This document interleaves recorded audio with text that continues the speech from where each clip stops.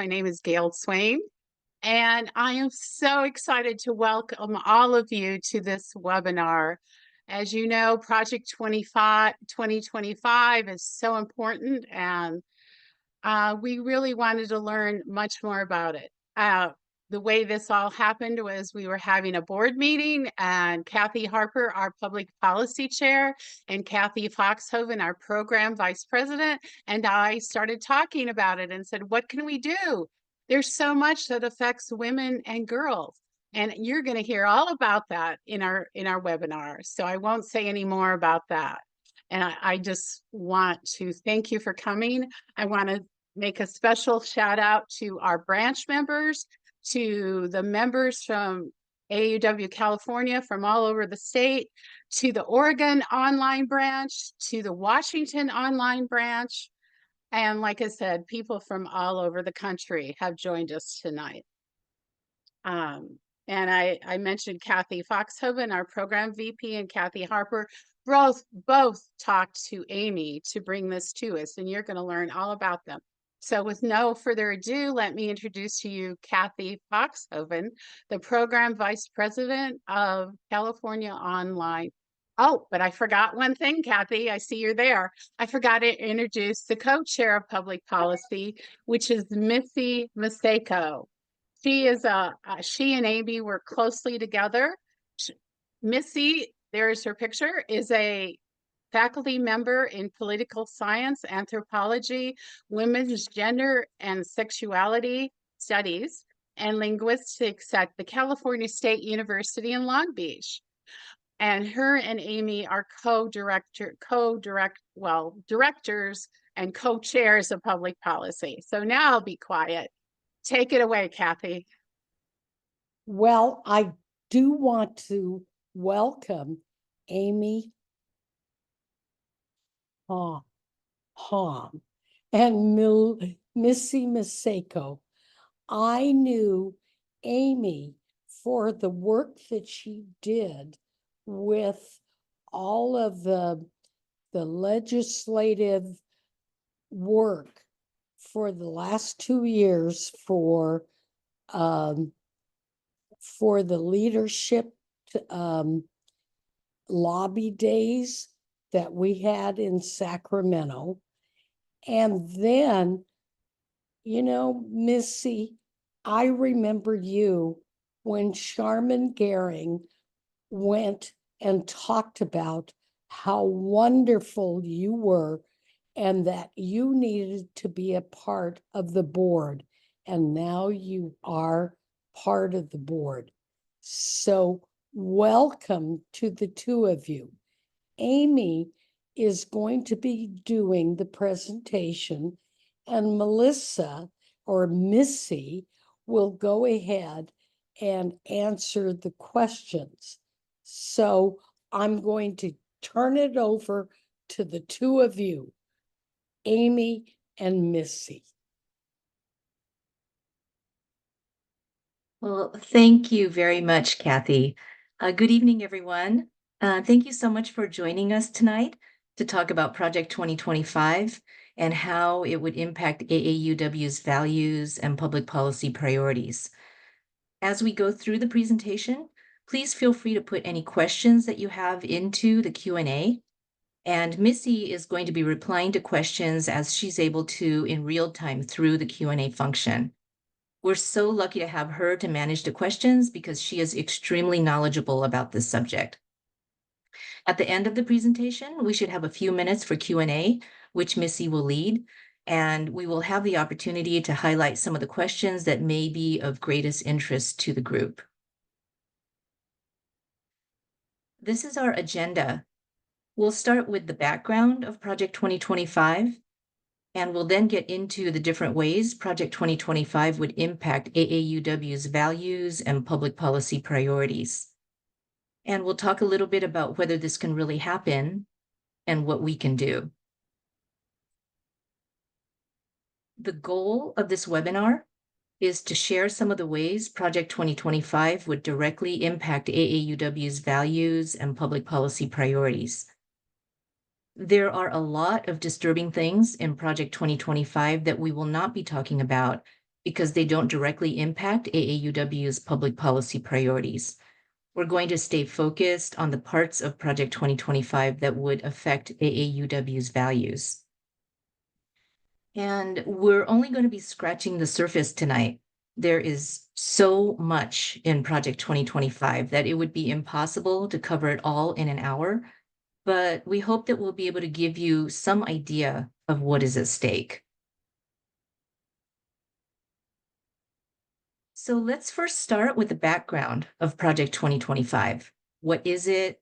What is it attempting to do? And where did it come from? Project 2025's official name is the 2025 Presidential Transition Project. It was spearheaded by the Heritage Foundation, a conservative think tank, and was written by dozens of authors with hundreds of contributors. There are over 100 organizations advising Project 2025, and 7 of these organizations are actually on the Southern Poverty Law Center's list of designated hate and extremist groups. Project 2025 is a step-by-step blueprint to quickly implement a conservative agenda from day one of a new administration. It proposes to put the entire executive branch under total, complete control of the president, reclassify tens of thousands of civil servants as political appointees, making it easier to fire anyone who's not on board with the agenda in order to replace them with loyalists and political cronies. It will dismantle government bureaucracy and infuse government with conservative Christian values.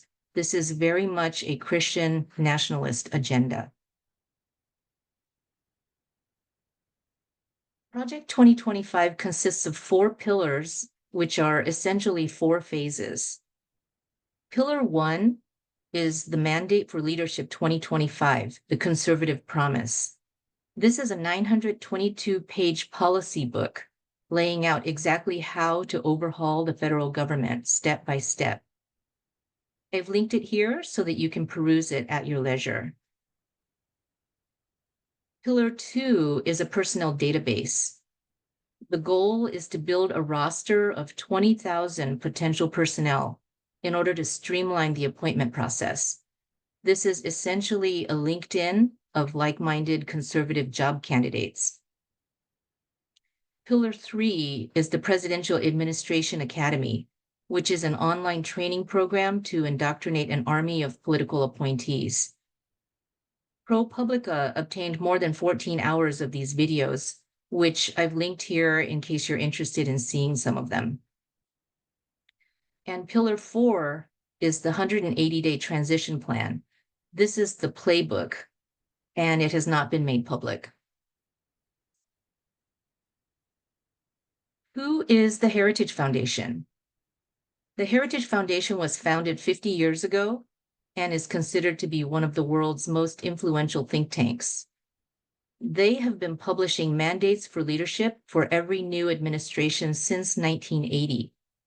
Some of these mandates have been adopted quite extensively by some administrations.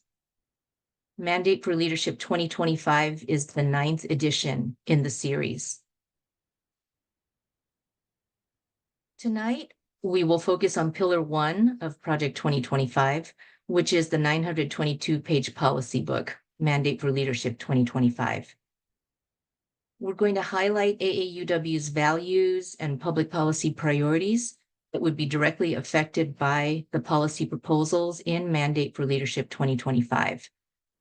We're going to remain nonpartisan and will avoid any discussion about political parties and political figures. So let's get into how Project 2025 would impact AAUW's public policy priorities.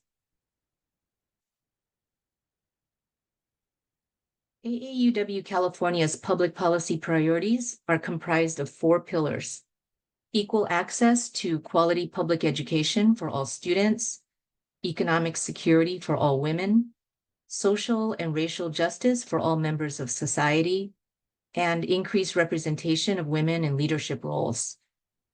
Project 2025 would directly impact all 4 of our public policy priority pillars. And if you would like to see the details of our public policy priorities, including all the policy directives, you can find them here at this link in the lower right corner.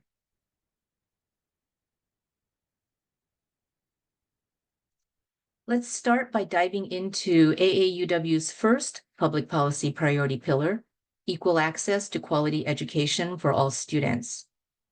There are several policy directives under the education pillar that would be directly impacted by Project 2025, and we're going to be talking about each one of them. Title IX, adequate and equitable funding, diverse staff and curriculum, civil rights and accountability, and student loans. We'll start with Title IX. AAUW advocates vigorous enforcement of Title IX. Title IX is a federal law that was passed in 1972 to ensure that all students are treated fairly and that gender is not a factor in educational access and success. Title IX is about more than sports. It prohibits discrimination based on sex in all schools and all education programs.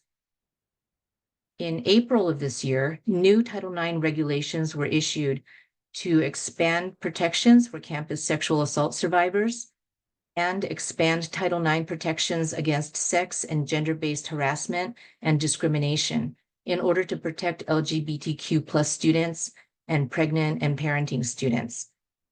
When the new regulations were issued, they were applauded by AAUW CEO Gloria Blackwell. Since that time, 26 states and 2,000 schools are now under court injunction to not enforce the new rules. So this fight is already underway. Project 2025 would significantly weaken the ability to enforce Title IX. It would dismantle the Department of Education, which is the only federal agency mandated to enforce Title IX and ensure equal opportunity in education. This is not new. Conservatives have been wanting to dismantle the Department of Education since its creation over 40 years ago. Project 2025 would rescind the new Title IX regulations that were issued in April of this year. The definition of sex would be reversed from sexual orientation and gender identity, as defined in the new Title IX rules, to biological sex assigned at birth. This would eliminate protections for LGBTQ+ students and protections against discrimination based on gender stereotypes. Project 2025 calls for legislation requiring schools to refer to students by the names on their birth certificates and pronouns associated with their sex assigned at birth. The project calls for reversing the protections of campus sexual assault survivors that were part of the new Title IX rules, including bringing back the requirement for a live cross-examination in which the survivor would have to sit in a courtroom in the presence of their attacker, which is very re-traumatizing for the survivor. And Project 2025 calls for ending all ongoing investigations into Title IX violations. In all of these ways, Project 2025 would weaken one of AAUW's core tenets, the vigorous enforcement of Title IX.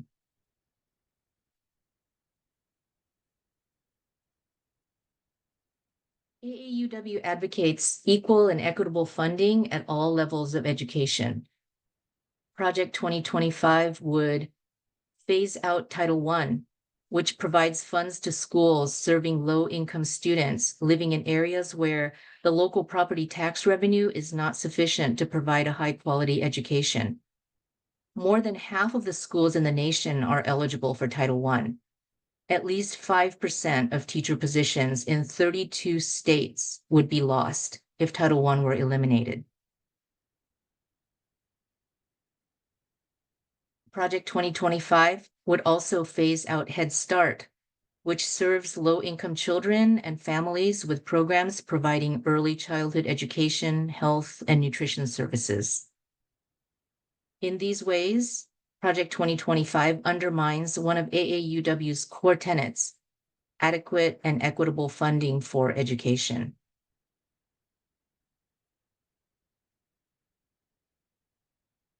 AAUW opposes public funds for non-public and charter schools that do not meet public schools' civil rights and accountability standards. Project 2025 would strip the Department of Education's Civil Rights Office of its power to investigate complaints of civil rights abuses. The project would use Arizona's voucher program as the gold standard to be modeled nationwide.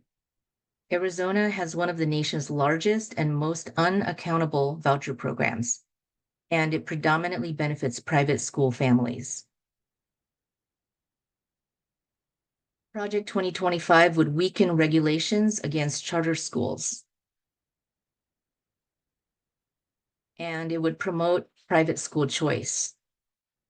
In all these ways, Project 2025 runs counter to AAUW's policy directive opposing the use of public funds for non-public schools. Project 2025 would weaken the protection of civil rights in public schools, and it would siphon funds away from the public school system toward private schools.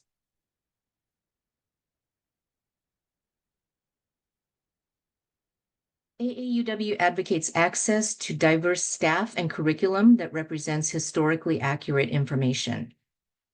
Project 2025 would create censorship of historically accurate information about marginalization based on race, gender, and systemic oppression. Project 2025 would pass a federal Parents' Bill of Rights, which would enable parents to sue public schools for curricula that offends them, such as gender studies or studies about systemic racism. Project 2025 would censor academic discussions about race, gender, and systemic oppression, and would cut federal funding for schools that touch these subjects. The project would equate LGBTQ+ content in books and curricula with pornography. And it would prohibit university accreditors from requiring DEI policies, protecting faith-based institutions from having to adopt DEI. Project 2025 would overhaul the university accreditation system, moving away from independent accreditors and allowing states to authorize their own, more politically pliable accreditation agencies. In all these ways, Project 2025 would undermine AAUW's policy directive to provide students with access to diverse staff and curriculum. Project 2025 would reverse DEI policies and censor historically accurate curricula about race, gender, and systemic oppression.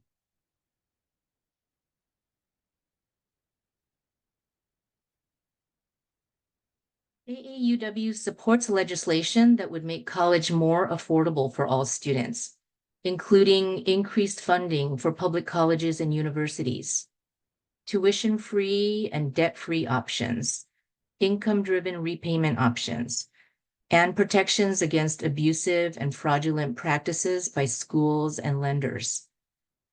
All of these measures are especially important for women. Women hold almost 2/3 of the country's student debt. From the moment women graduate from college, they face a gender pay gap, making it harder for them to pay off their student debt. And as a result, they put off saving for retirement, buying a home, or starting a business. So what would Project 2025 do? It would privatize all lending programs, hurting the most vulnerable groups. It would end loan forgiveness programs. It would end SAVE, the extremely popular income-driven repayment program that caps monthly student loan bills at a portion of income and forgives the remaining debt after a set number of payments. And it would eliminate the Office of Federal Student Aid, which oversees student loan programs, and replace it with a government corporation. All of these measures proposed in Project 2025 are in opposition to AAUW's support of legislation to make college more affordable for all students.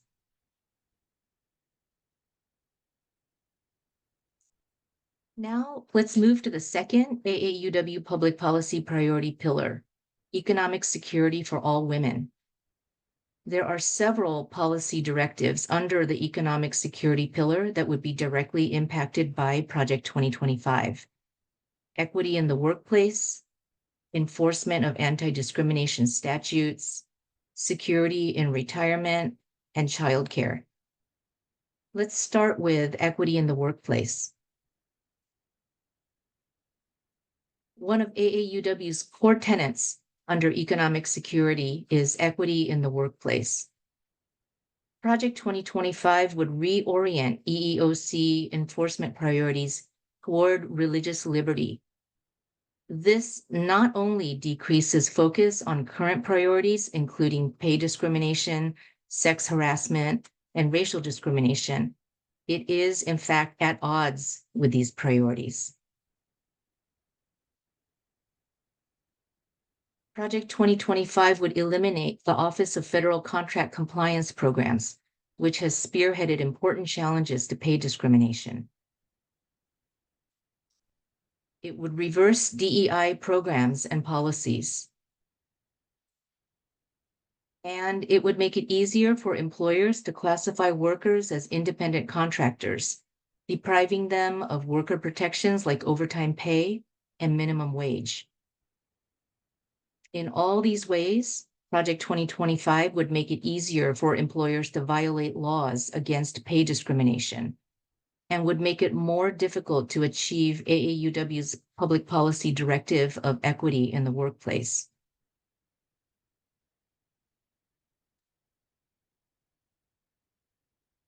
AAUW advocates enforcement of workplace anti-discrimination statutes. Project 2025 would weaken Title VII of the Civil Rights Act of 1964, which prohibits sex discrimination in the workplace. In the 2020 Bostock decision, the U.S. Supreme Court held that Title VII prohibits discrimination on the basis of sexual orientation or gender identity. Project 2025 would narrow the meaning of sex in Title VII to biological binary meaning of sex. This is really problematic because it undoes not only the Bostock decision, but also the precedent that has been in place since 1989, when the Supreme Court held that Title VII prohibits discrimination based on sex-based stereotypes, such as she was too manly and she was too aggressive.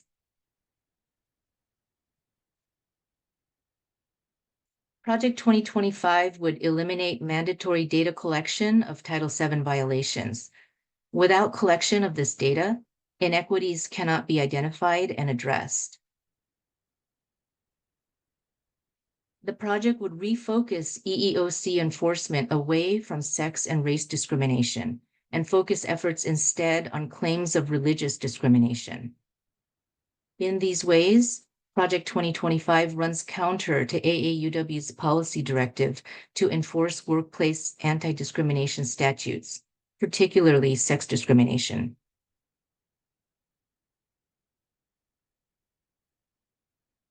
AAUW advocates security in retirement.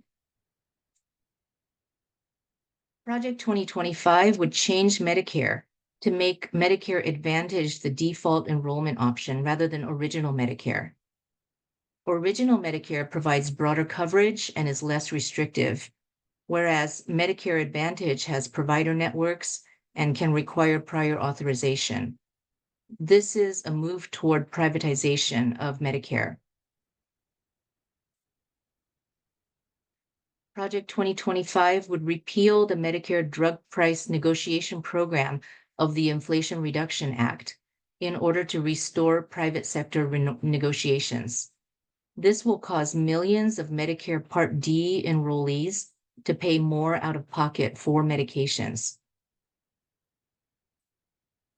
The small bit of good news is that Project 2025 does not call for cutting Social Security, but the impact of Project 2025 on Medicare would be significant and would affect millions of seniors.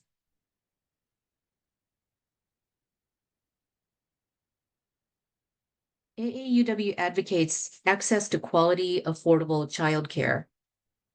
Project 2025 would eliminate Head Start, which provides access to childcare and essential services for over 800,000 low-income children. Eliminating Head Start will drive up the cost of childcare by taking away services where there is already high demand and limited availability.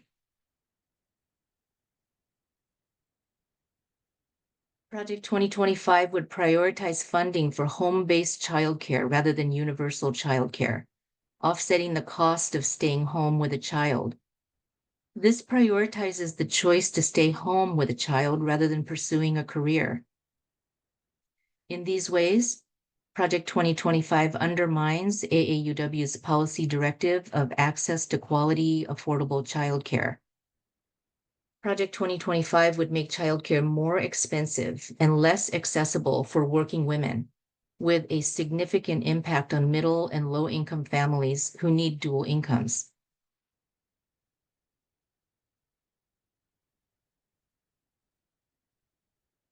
Now, let's move to AAUW's third public policy priority pillar, social and racial justice for all members of society.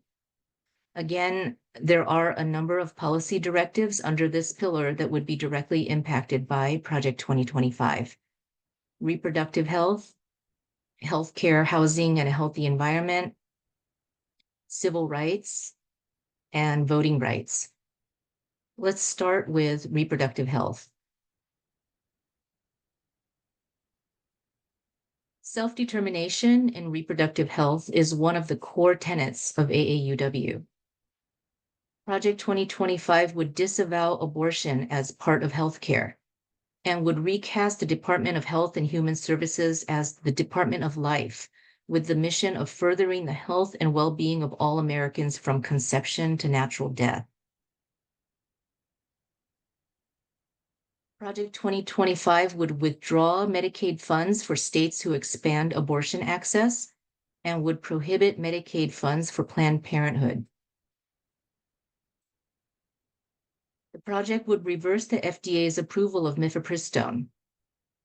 Mifepristone accounts for almost 2/3 of all abortions in the country, so this would have a devastating effect. Project 2025 would apply an old, rarely used law called Comstock to prohibit the mailing of mifepristone. The project would eliminate no-cost insurance coverage for emergency contraception and for male condoms. And it would reverse EMTALA, the Emergency Medical Treatment and Labor Act, in order to deny emergency abortion care to people experiencing pregnancy complications. We are already hearing horrific, tragic stories of women who have died because they could not get a legal abortion or timely medical care. Doctors are afraid to provide the needed care because they face criminalization. In all these ways, Project 2025 would undermine AAUW's policy directive of self-determination in reproductive health. Project 2025 would take away access to abortions and life-saving emergency abortion care and contraception.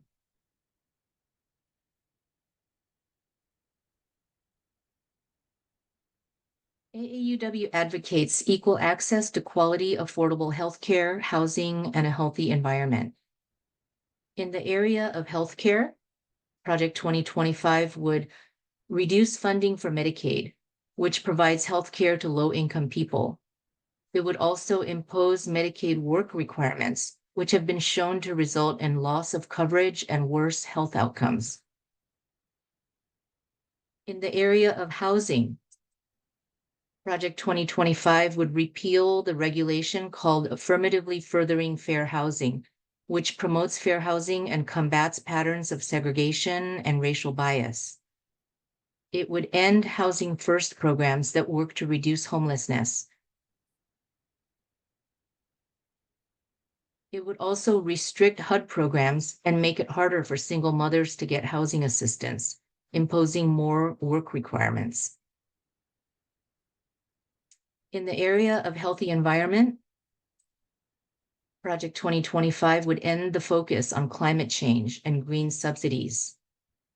And it would withdraw the United States from the Paris Agreement and the UN Framework Convention on Climate Change, platform for international climate change negotiations and accountability. In all these ways, Project 2025 undermines AAUW's policy directive of equal access to quality, affordable healthcare, housing, and a healthy environment. Project 2025 would make healthcare less affordable. It would make housing less affordable, and it would make our environment less healthy by reversing efforts to combat climate change.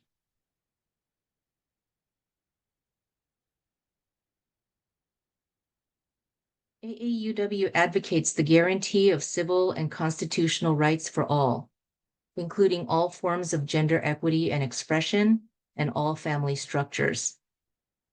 Project 2025 would eliminate federal civil rights offices who are charged with enforcing protections against discrimination on the basis of sex, race, and more.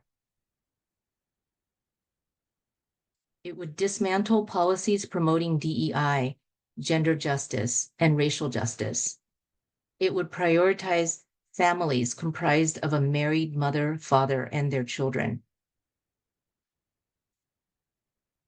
It would rescind regulations prohibiting discrimination on the basis of sexual orientation, gender identity, transgender status, and sex characteristics. Project 2025 would allow employers to violate anti-discrimination laws based on assertions of personal belief under the guise of religious freedom. And the project calls on the Department of Justice to pursue legal action against district attorneys who do not enforce the stated policies. In all these ways, Project 2025 would work against AAUW's policy directive to guarantee civil and constitutional rights for all, including all forms of gender identity and expression and all family structures. Project 2025 would weaken and reverse protections against sex and race-based discrimination.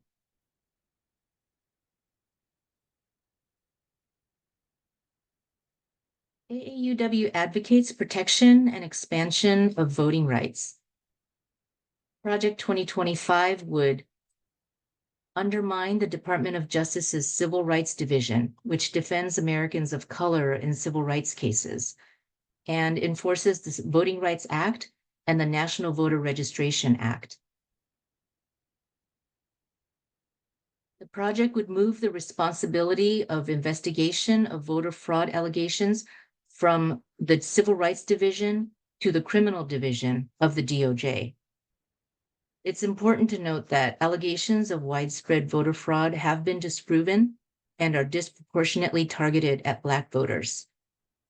In these ways, Project 2025 is in opposition to AAUW's policy directive of protection and expansion of voting rights. Project 2025 would work to disenfranchise voters, especially voters who are people of color.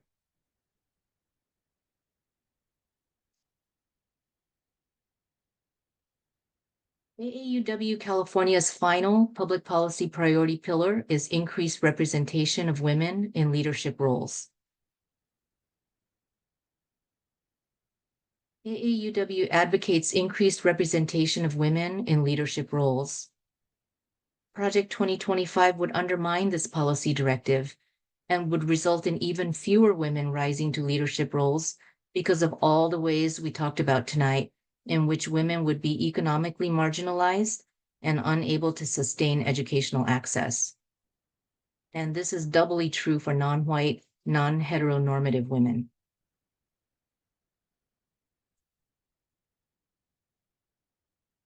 So, can this really happen?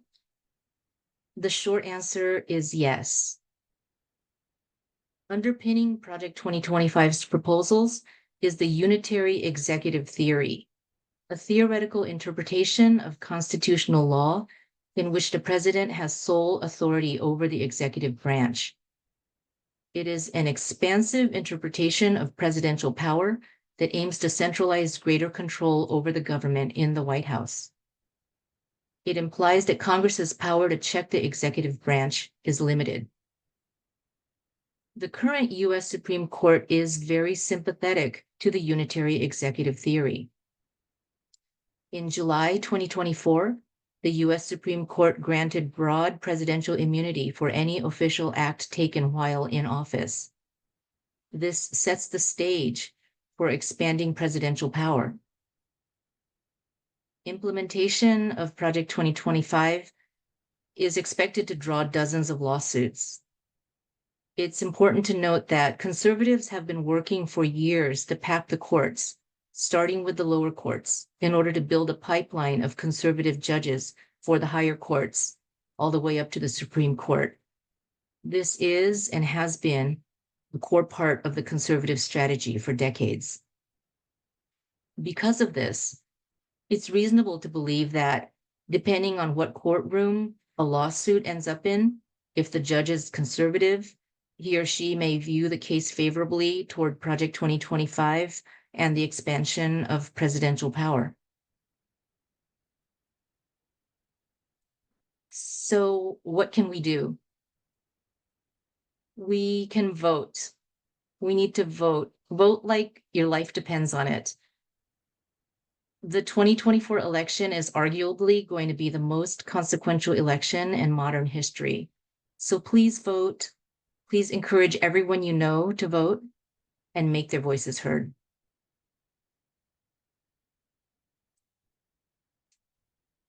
So that brings us to the end of the presentation. And now I think we have some time for Q&A. We're so lucky to have Missy leading the Q&A because she has so much expertise and knowledge in this area. So I am going to stop sharing my screen and turn the floor over to Missy. Oh, don't turn it completely over to me, Amy. Okay.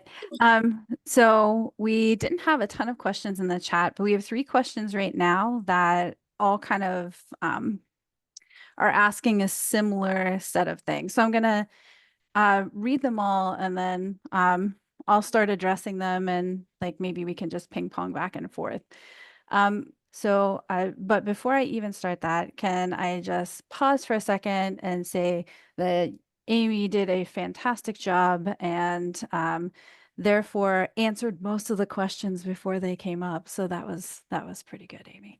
And okay, so the questions that we have are Carol Richardson says, this is proposal number 9 from the Heritage Foundation. Have previous proposals been enacted? And then Ken asks a question that I think is very related, and that is, it appears that the states are being used as a testing ground for Project 2025. How much of it has been implemented at the state level? And then Toby asks a question about, hold on. And then Toby asks a question and says, how quickly can Project 2025 be implemented? And so I think those kind of nest around the same set of ideas. And so do you want me to take first pass and then whatever I mess up, I'll hand off to you? Yes, yeah, go for it. And you're not going to mess anything up because you're brilliant. It's a love fest. I need my react button. Where's my react button? There we go. That was for Amy. Okay. So in terms of this being the latest proposal, have the other proposals been enacted?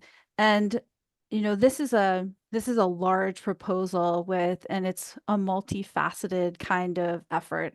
And so the Heritage Foundation has been incredibly influential for a very long time, and it works in concert with other organizations to influence policy, the creation of policy. Since the early 1980s, a lot of conservative legal advocacy and advocacy works and it comes out of the Heritage Foundation in this kind of coalition. And so that means they create test cases, they move them through the court systems, right? They challenge legislation that exists. So I guess, Carol, the short answer is yes, right? Previous proposals have been enacted in part because this is a like long-term multi-pronged strategy.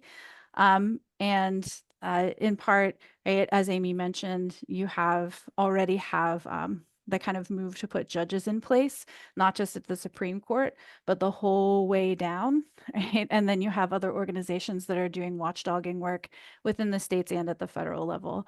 And so, Ken, that gets to your question. States that are being used as a testing ground, right? So saying how much has been implemented at the state level probably depends on the state in part.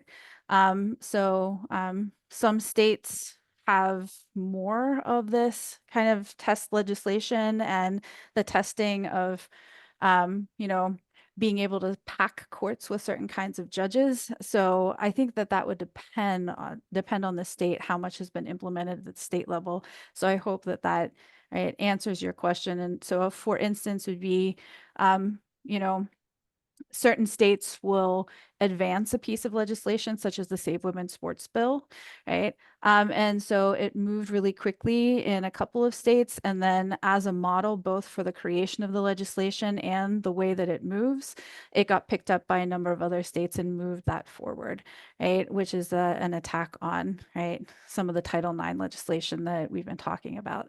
So if I didn't answer everything, then feel free to put something else in the Q&A, but I'll pause and say, Amy, is there anything that you want to add? Yeah, just to answer the question about how much of the previous mandates for leadership have been adopted. There were a few administrations in particular that adopted quite a bit of these. So back in the 80s, the Reagan administration supposedly adopted over 60% of that mandate. The Trump administration adopted over 60% of the mandate in 2016. And the Clinton administration actually adopted portions of the mandate that came out at that time. Absolutely. And the conservative kind of legal strategy and this multi-pronged strategy has been going strong since about 1979. Every time one of these come out, some percentage of it gets adopted. Okay, so I guess the last question in that set was how quickly can Project 2025 be implemented? And this was a question that I know we had before. What part fall into executive orders versus congressional bills sent to the president? Amy, I don't know if you got statistics on that, but I think basically we don't know. So that question came from Toby Bama. And so there are suggestions about how it's going to be implemented, but because this is and always has been a multi-pronged strategy, then the kind of percentages, right, depend on a number of different things. And that includes, right, the makeup of our current, right, of Congress, right, after the election cycle, as to what might actually be able to be moved through, and the presidential powers themselves in terms of executive orders and the administrative state, and whether or not and to what degree it still exists would be my short answer. But Amy, I don't know if you want to add anything to that one. Yeah, I think nobody really knows how this is all going to play out. I think that a new administration could be very eager to, try to put as much in place with executive power as possible, and they will end up in the courts, and it'll play out there where there has been a lot of court stacking. And then, yeah, like Missy, like you said, a lot of it depends on the makeup of Congress and how much Congress is going to be able to do to be a stopgap. Okay, so the Q&A blew up, so we have lots of Oh. questions. We'll see how many we can get to. So Georgia Applegate says, so basically Project 2025 takes us back to 1900, except that women can still vote. And I would say, if we're being specific, then it takes us back to 1864 because that's when the Comstock Act was passed. So 1900 is too late, Georgia, too late, right? Let's see.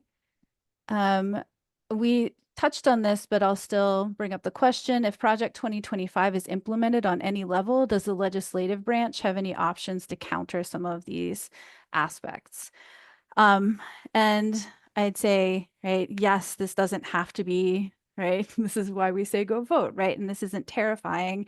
Like, it's terrifying, but it doesn't have to be debilitating, right? Like, we have options and we have agency. And we can push back, and we normally do here in California, by advancing legislation where we can. But I think that getting out to vote, making sure that we vote down ballot, making sure that we get other folks out to vote in other states and vote down ballot. It's not just the federal level that we need to be focused on to counter what's happening. We really need to be vigilant down ballot, right? All up and down the ballot if we're really want to counter what is happening. So I don't know if you want to add anything to that, Amy. Yep. Yeah, all I would add is all the way down to school boards. Yep, absolutely. School boards are so, so important. Thank you, Kathy Harper. Right. So, let's see. I'm trying to read in real time. What organizations are doing something to counter Project 2025, and are there efforts to counter the way the courts are being stacked? So there are a lot of organizations that are countering Project 2025 and that have been countering it since 1979 in some form or another. There are liberal legislative advocacy organizations that have been pushing back on certain aspects of these different iterations of the mandate for leadership since, right, even before right, 1980, especially along the lines of gender equity. The ACLU has taken this on very strongly. The National Women's Law Center, and then you also have state level organizations that are kind of taking this on from the legislative side of things. And efforts about court stacking, right? That's tough, right? And I don't want to, play Monday morning quarterback, but probably should have gotten rid of that filibuster a while ago for if we wanted to counter court stacking, right? When it was really ramping up. But countering the way the courts are being stacked that is something that right tends to kind of, I think it picked up right in this administration when there was a recognition of really what was happening. But it is there, but needs to go faster, would be my response. Amy, do you have any other organizations in your head that you can think of? No, I don't think so. All right. All right, how many more do we have? Oh, y'all came out with it at the end. Okay, let's see. Project 2025. So Margot, I apologize for not knowing how to pronounce your last name. Praus, Prouse. Project 2025 is not a one-time proposal just for this election. Unless other safeguards are enacted by Congress, would you assume that future administrations would also take on this dark pathway? Short answer, yes. Yes, please vote up and down the ballot and get good people to run for office.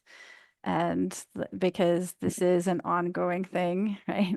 So yes. Let's see. All right. So Margaret Augustine, has the Heritage Society and Project 2025 stated it wants a theocracy? um, They have not stated that they want a theocracy, but there has been a significant push since I'd say 1998 towards the expansion of religious liberty at the federal level, really kind of pushed forward beginning with DOMA, right, the Defense of Marriage Act federally. And since then, there has been a concerted effort to position religious liberty as a fundamental kind of right and as something that counters other civil rights significantly since the late 90s, and that has picked up throughout the 2000s. So it has not stated it wants a theocracy, but religious liberty is its kind of core tenet. Right. Ooh, that's a lot of words. So I'm going to come back to that one. Okay, Kathy Harper, do you know how much of this has been adopted by the Republican platform? I don't know what percentage has been adopted formally by the Republican platform, but it has very much been a part of the unstated practice of representatives up to this point. But I don't know the percentage. Amy, do you know the percentage? I don't. When I last looked at the Republican platform, I was surprised at how little substance there actually was in it. So I didn't actually see a lot of overlap between the two because the Republican platform seemed to be very fluffy. Mm-hmm. Yeah. Um, but I'm not sure because especially since it's come out, there's been a lot of distancing happening. So I'm not sure that there would be a lot of claiming of it. But I know when it first, right, kind of picked up in the early 80s, that there was a very strong connection between the Republican platform and what was being proposed or early on. Um, so it goes back and forth. All right. Um, okay. Let's see.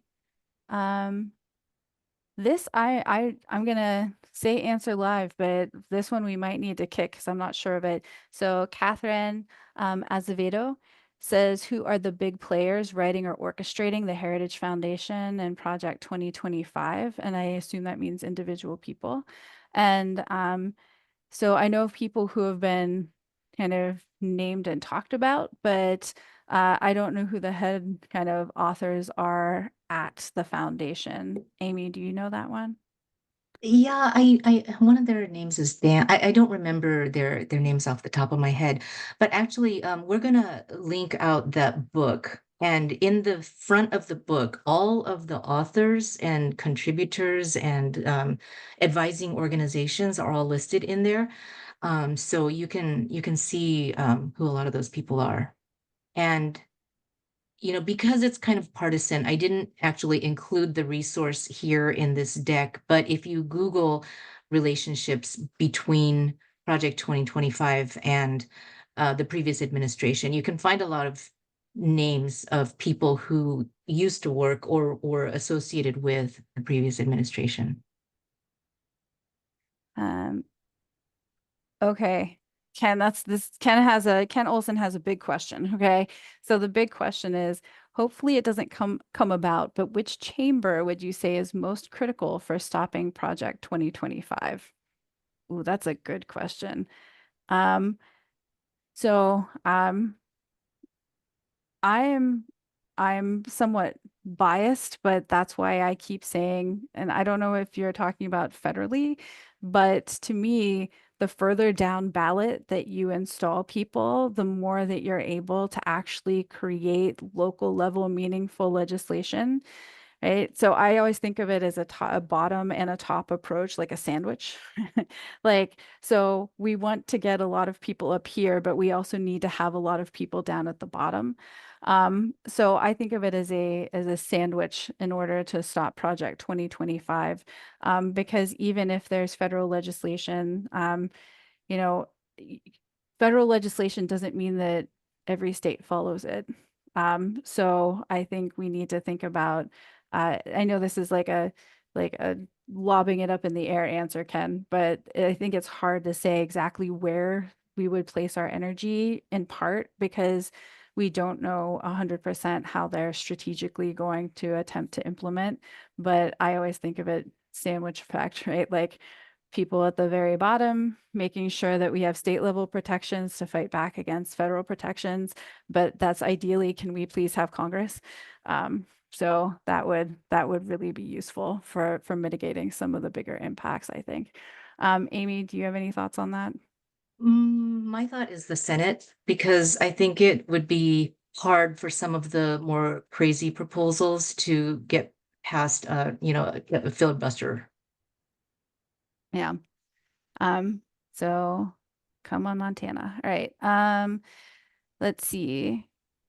Oh, 3 minutes. Let's see what we've got left. All right. So some of these, oh my goodness, there's so many. All right. Y'all came out with it at the end. So here's a good one that might be useful, since I know, Amy, you've been doing a lot of research, and that is, if one hasn't read Project 2025 yet, and it's a 900-page behemoth, right? Is there a summary that you like that you can recommend, since you've done all this research? Oh gosh, not a summary per se, no. But the way I've been attacking my research is to take keywords and do a control F and look for them and see where they pop up in the document, and also Google to see what different organizations are saying about different topics in Mm-hmm. relation to Project 2025. I have not seen like a, like a Cliff Notes version of it. Yeah, it's because it's huge, right? And so Georgia, I'll say, like, I'm a kind of a podcast junkie, and so I listen to podcasts that break it down, like legal podcasts like Amicus or like Strict Scrutiny. And then the ACLU has kind of like some cliff notes based on civil rights, but as Amy said, it's usually organizations are putting things out that are related to their specific kind of focus areas, because it's massive, massive, massive. So I hope National Women's Law Center has a really, really good kind of overview too. So I hope that gives you some reading material and you don't have to read all 900 pages. And I know in the comments too, there are a few questions like about wanting to have these materials earlier, and it came up in the chat. And I just like, yes, and Amy has been hitting this to try to read through the 900 pages in addition to doing other things. And I think the fact that this came on the radar so close to the election, that this is it's basically, that's also why there isn't like a one overview summary, because a lot of organizations have been just trying to push out as much as they can based on their own priorities, around, because there's limited time, and it's also very hard to push out large chunks of information to the public. So all right. Toby says red, white, and blue, red wine and blue has a really good PowerPoint. And so does League of Women Voters. Heather Cox Richardson has uh, a good article. Oh, that's scary. That like in some cases, right, fascist organizations, that only take them 3 months to implement action. So that means we need to get moving. And Claire Noonan says there's a big article in today's New York Times naming and discussing the people who put Project 2025 together. Thank you very much, Claire. That is fantastic. So there are some other questions here about the shadow docket. And we are at 8 o'clock, but that is the last one I saw. Do you want me to answer the shadow docket? Do we want to, and then we'll, if we didn't get to your questions, what we will do is we'll make sure that we put answers, at least written answers, together to anything that we didn't get to. So, so that we're respecting everyone's time. Diana Fisher says, I think excessive use of the shadow docket more recently by the Supreme Court means it's not being held accountable for decisions it's making. Can we protect ourselves from that? Is this also part of Project 2025? And so you do see, we cannot protect ourselves from the shadow docket because we don't have a lot of ethics rules or other rules that are guiding the Supreme Court. For those that don't know, the shadow docket basically means you don't hear the cases in open court, but the court makes decisions behind closed doors and then puts the decisions out. It used to be used for procedural rules. Now it's being used for more substantial cases, and that's been increasing under the Roberts Court. So it's not technically, as far as I know, part of Project 2025 because the shadow docket's been in place for a long time, but the move towards hearing more substantial cases under the shadow docket is indicative of the new Supreme Court with justices that have been selected in part as part of this longer term project. So can we protect ourselves from that? get someone in there that can do ethics rules and term limits on Supreme Court justices. And that's probably the best way to address it. So, oh my goodness, so many more. I'm going to pause. It's 8:02. And shall we stop here? Or what do y'all want to do? Because there are a lot more in the chat.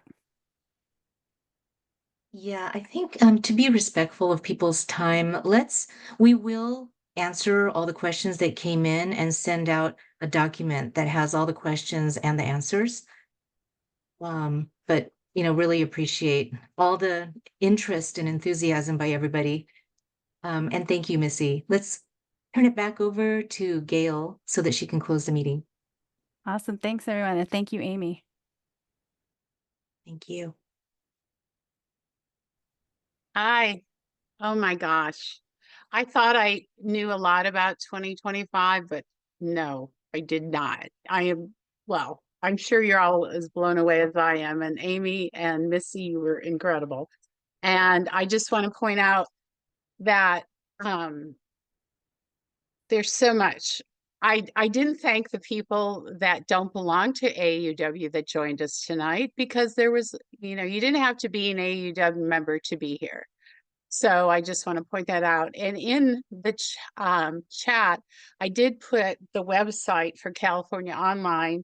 And I also want to give you the website for AUW California, which is much simpler than the website for our branch. The state of California's website is www.aauw-ca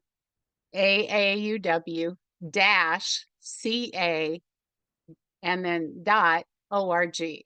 So and if you Google AUW California, you'll find it. It's very easy. We're very easy to find in Google.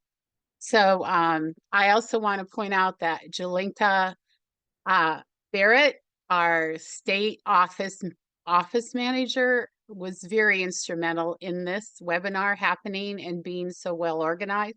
Thank you. And also to Randa Blanding, who is a member of the California Online branch and a bunch of other branches. She's so good. And she is on our state communications committee and also the branch communications chair. Sorry, I'm coughing. Okay, and don't forget, when you please answer the few questions on the survey when you leave. And again, thank you, and thank you for joining us. And if you haven't voted, whoa, I didn't vote yet because I wanted to listen to all this, although never mind. Thank you so much. Have a great evening and keep in touch. Bye-bye. Thank you.